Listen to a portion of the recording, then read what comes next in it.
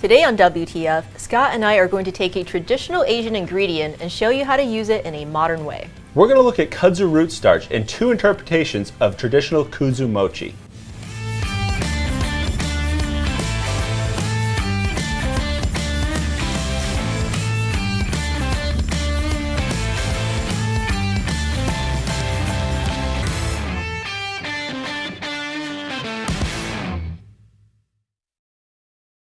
Hello and welcome to WTF, where we transform food here in the Modernist Pantry Test Kitchen. I'm Chef Scott Guerin. And I'm Janie Wang, the owner of Modernist Pantry. So here on WTF, every week Scott and we tackle a unique ingredient and or technique, as well as show you some fresh recipes on how to use them. So if you like what you see here, remember to subscribe, ring the bell, and make sure that you get our content, which comes out every Tuesday. And this week, we're actually going to be talking about kudzu root starch, and you may also hear us refer to it as kudzu root starch. Both are correct. And this is kind of an ancient Asian ingredient. It's been around for a long time, but we're going to talk about how do you use it in a culinary application, as well as show you a really cool new recipe that Scott developed that highlights this particular ingredient. So why don't we start off with our overview of what exactly is kudzu root starch? Sure. So kudzu root starch is actually known by another name. It's Japanese arrowroot. So if you see that, know that it is kudzu root starch. And kudzu is actually a plant that's used for irrigation. So sometimes it's brought into a place because it's an intrusive plant. It'll start taking over the forest, and the roots go deep and they help with irrigation. But a lot of people don't know that it's an edible plant. So you can eat the leaves and then you can use the root to make starch like this. And this starch is used to thicken things. So Kudzumochi.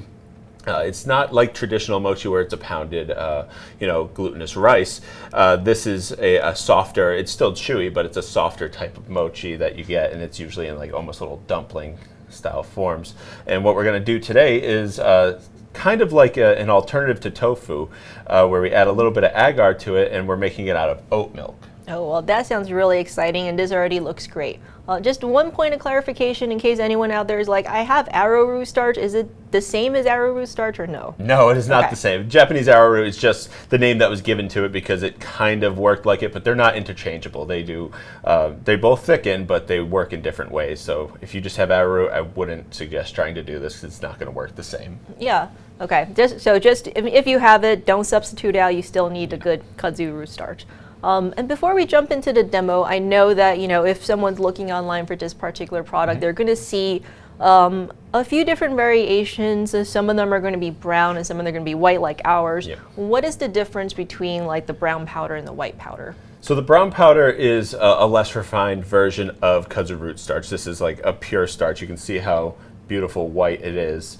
But the browner powder is also going to change things different colors. So you're going to get a brown style tofu, and it might not work as well as something that's more refined. So if you have the choice, always go with the whiter, more cleaner looking product. Yeah, that makes sense. I mean, I think like I've heard of kudzu root mostly for like kind of supplemental purposes. People eat it for their health, and maybe I guess in that application like the color doesn't matter, but for cooking, like who wants to make everything brown? I always use the most refined version, so it works the best. That makes sense. Yep. So and you've talked about it being kind of like a super thickener. What exactly does that mean? So it is one of the stickiest products that I've ever worked with. So when you mix it in, and you're going to see how quickly it works, and it mixes with water really well, so it doesn't clump up or anything like that, which is really nice.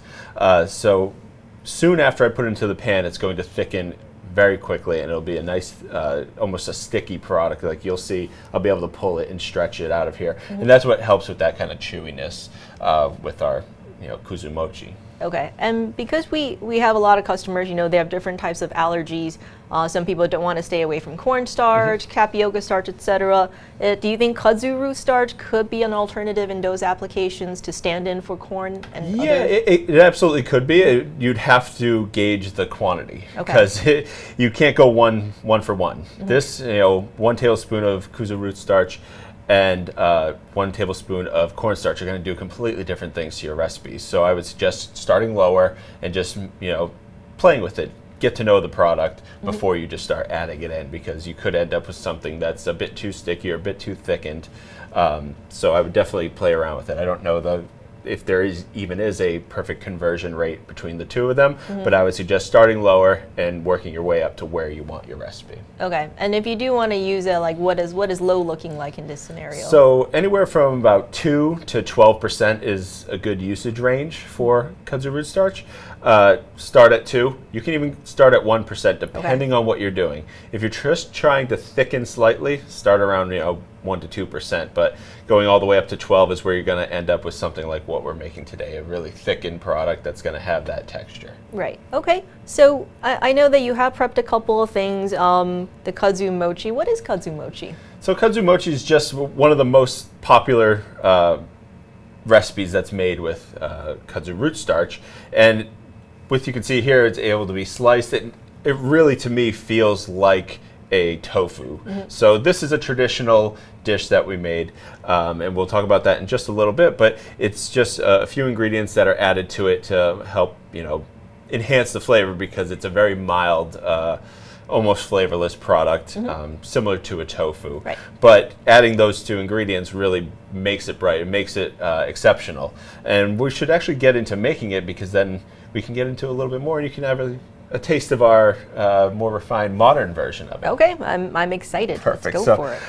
Simply, I'm just going to add oat milk. So this is a store-bought oat milk, high quality. Always use the highest quality. I made sure to use an oat milk that didn't have any stabilizers in it. That's very easy to find. The reason why we used oat milk is, one, to stay away from soy. If people want an alternative to a soy, tofu or anything like that, oat milk's great. And I find that oat milk has way more flavor than a soy milk or even an almond milk. Like, I would put this in my cereal and things like that. Yeah. So it has a great aroma too. Like standing all the way here, I can smell that oat milk in the pan. You can definitely smell it. So I'm just going to add in the kudzu root starch. And this pan's just on extremely low, not even at a simmer. So I'm just going to mix this in. All right, you'll see this mixes in very well. And I'll bump up the heat when I need to in a little bit, because I'm going to be adding agar as well to this. So the kudzu root starch mixes in very easily into the liquid. And then when I add the agar, I'm going to sprinkle and whisk it in. You can sometimes add agar by putting it into a blender, but agar's, I always like to say, it's very forgiving. It deals with acid very well. It deals with heat very well. So I'm going to add this. And one thing about the kudzu root starch is that when you get it up to a full simmer and it's thickened, it's not going to melt later on. So adding the agar is also going to help with that gel, but you do have to heat agar before it will do anything. So I can't just mix this in right now and expect it to work. So I have to add in the agar. So I'm just going to whisk it in. So just a little bit at a time. So this is kind of like agar is really great, and if you haven't had a chance, check out our agar episode. It's all about this particular product, and that's episode number 115. The link will be in the description below. So if you want more uses on how to use agar, what the hydration temperature is, usage ratios, all that information will be in that particular episode. Yes. So just getting it in there. I'm just going to give it one good whisk just to make sure all that agar is mixed in. Now, some people like to bloom agar similar to how you do gelatin. I prefer not to do that, because that's just a recipe for disaster. You're going to get clumps. This looks nice and mixed in, because I don't want a clumpy mochi. Yep. And do you have to worry about that foam at all, or no? Nope, that foam will dissipate. You'll see how thick this gets very quickly. So I'm just going to bump this up to about medium-low, just enough to start heating it through. And I'm just going to start scraping the bottom of the pan. I do it like a zigzag pattern, and you'll feel it. So you don't want to go high enough that it could burn, because it is a starch. Okay. So you don't want to go too high. Right. And also you don't want to go too high, because it's going to start, to stick to the pan. Even if it is at a low temperature, it's not going to burn. It's just going to start sticking to the pan. And I can already feel. Yeah, I can see that it's starting to thicken already. Yep. So I'm just going to go, and it's going to look lumpy at first, but it'll thin out once all of it is mixed together. The reason why it's lumpy is that I'm mixing, and some of it's cooked and some of it is not. So I'm going to keep scraping down the sides. We can go now, and you can start to see it start to thicken up as it gets heated. Yeah. I mean, I know that we kind of made it the traditional way with just this plain, but I'm wondering whether there's an opportunity to like flavor it somehow if you want to do that. You can flavor, you can put any liquid you want in here, as long as it's not, well, I mean, it does have agar, and agar can kind of stand up to anything, but if it's too acidic, then one, it probably won't taste great, but the agar does at some point around 2.8 on the pH scale, it does start to break down. So as this heats up, well, I was thinking about like if you want to add like flavor drops or anything to it to kind of give it a little natural flavor. So if once you have this kind of base recipe, you can definitely play around with it, make it your own, and come up with some really like cool, unique stuff. Yeah, and as you can see how quickly it thickened up. Yep. And you can get a nice strand off of it. And this is going to make for a very kind of pleasant texture. So right now, while it's hot, you can see that, oh, well, it doesn't look that great. It kind of looks like a melted cheese. But once it starts to cool and that agar sets it, it gives a really nice chew, which could also make it for a very nice, like tofu, like a protein replacement. So. And I really like how quickly and easily that came together, because I'm lazy and don't like things. So I'm just going to pour it into our mold here. And if you do it properly, I'll show you the pan in a minute, it's not burnt to the bottom of the pan. Well, not that it burns, it just kind of sticks to the bottom of the pan. And this, like I said, is very sticky, so it can be a little bit difficult to clean if you do get it stuck to the bottom of the pan, as you can see. Nice and clean under there. There we go. Great. So as this sets, you just kind of tap it down. You allow it to set into a mold, and then you can then cut it into these cubes. And on top of these cubes is two ingredients. One of them is very difficult to find. It's kuromitsu. It's like a Japanese black syrup. It's almost like Japanese molasses. It's a lot thinner than molasses. Okay. And I think it tastes a million times better than molasses, but it's expensive. Right. And it's hard to get here without having it imported. And then the second one is kanako, and that is a roasted soybean flour. And don't try and roast soybean flour at home. It doesn't taste like this. This is really kind of special because it has almost a peanut buttery richness to it. It almost tastes like peanut butter. You can tell that it's soy, but it almost tastes like peanut butter. Now, if you do want to stay away from the soy, we have our version of it. And what I did is I took peanut butter and I mixed it in with some Ensorbit M, right? And like we said, if you want to see the episode for Ensorbit M, it'll be in the link in the description below. So this is just very simple. It's a 60-40 blend of peanut butter powder. Yep, peanut. I put a little bit of salt in there to kind of bump up the peanut flavor, especially going on something that's going to have something very sweet on it. So I wanted to have that rich peanut flavor. Then here, to stand in for that kuromitsu, if you watched last week's episode 162, you'll see that we did a banana justino, and we added Pectin X and amylase to it.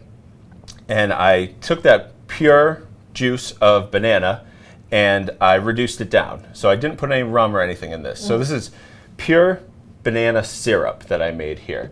And it's extremely flavorful. So it's good because this doesn't have any sugar in it. So I want to add something that has a little bit of sugar to it so that it can flavor the entire dish this way. So very simply, I'm just going to take it and I'll show you. I'll put a little bit on each side. Just you can see kind of flood the plate. Yeah, it's so beautifully glossy. This is a gorgeous syrup, and the banana flavor is tenfold. It's really unbelievable. Then we just have some dehydrated banana chips, and we had plenty of bananas from testing, so we cut them and dehydrated them. Or you can pick some up at the store if you really want to. And then a banana that is caramelized. And we did an Instagram video where you can see all of these things get put together, so you can really, if you wanted to see how it's done, you can watch it. Yep. Follow us at Modernist Pantry. And then finally, we have that peanut powder. I'm just going to plate right there. That looks so good. And Janie, if you want to take a bite, please take a little little bite for us? Absolutely will. I'm going to get some. I love peanut butter powder because just eating straight peanut butter, but everyone thinks it's healthy. So yes. So you'll get all the flavor of the bananas. There's a little bit of toasted oats that we did. So what we did is we put a little bit of oats at the bottom that we toasted, and we kind of just set the Kudzumochi right on top of it. So you get a little bit more, toasted oat flavor. The banana juice is extremely flavorful. That's where all the sweetness in this dish comes from. So it's a really sweet and salty and savory kind of dessert. So we actually made a joke, like if we did a pop-up dinner, we'd want to do all dessert foods, but in a dinner sense. And this could be, like your oats and banana, that you would have in the morning, but we do it as a dessert. Yes, this is so good. Like when Scott and I were talking about kudzu, we had look at the Kudzumochi, and I was like, we should totally do like a modern interpretation of this, right? Yep. And this is out of this world. It's definitely Janie's idea to put in the oat milk, and it's great. It works so well in this recipe. Yeah, it's so good. You're right. It tastes like breakfast and dessert all in one, and it's actually healthy for you because there's not like a crazy amount of sugar or anything in here. It's just this is straight up banana juice that has been reduced into a syrup. So yeah. Oh my God, you're this just is so good. Banana. Yes, get the recipe. It's in the link in the description below on our blog. Give it a shot. I really, really love this dish, and I like that it evokes the traditional one, but it has so much flavor. It's so sweet and salty, and you got bananas and peanut butter, and it's all good stuff. Yes. And the Kudzumochi itself, it doesn't have flavor, but it just has like that perfect texture, and that's kind of what you're looking for. Yeah, there's a bit of richness added to it with actually zero fat, so that's a hard thing to do. So give this recipe a shot. You will not regret it, and you will be the only person serving modern Kudzumochi anywhere. So that it'll be fantastic. Yep. So I'm excited to finish eating this. And from here to Modernist Pantry Test Kitchen, I'm Janie Wang. And I'm Scott Guerin.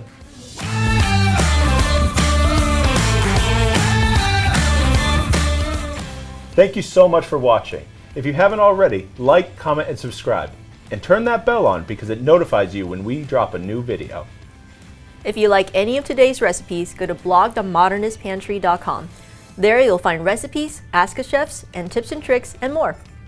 And if you have a friend who you think would like this video, share it with them. And to get any of these great ingredients, just go to our website, www.modernistpantry.com. And until next time, we'll be here in the test kitchen, helping you create memorable and magical experiences.